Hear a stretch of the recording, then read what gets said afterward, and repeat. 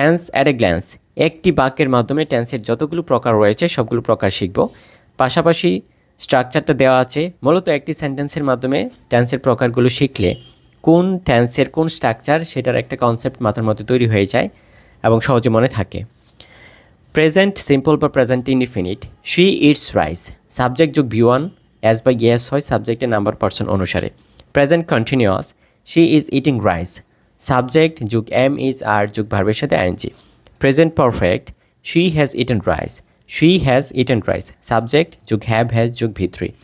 Present perfect continuous, she has been eating rice, she has been eating rice, subject যোগ have has been যোগ ভার্বের সাথে ING.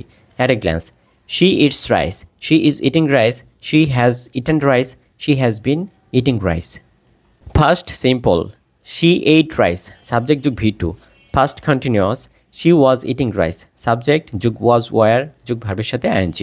Past perfect, she had eaten rice, subject যোগ had যোগ V3. Past perfect continuous, she had been eating rice, she had been eating rice, subject যোগ had been যোগ ভার্বের সাথে ing. At a glance, she ate rice, she was eating rice, she had eaten rice, she had been eating rice. Future simple, she will eat rice, subject যোগ shall will যোগ V1.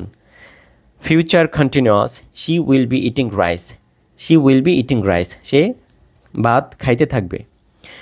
Future perfect, she will have eaten rice, she will have eaten rice, subject যোগ shall will have যোগ V3. Future perfect continuous, she will have been eating rice, she will have been eating rice, subject যোগ shall will have been যোগ ভার্বের সাথে ing.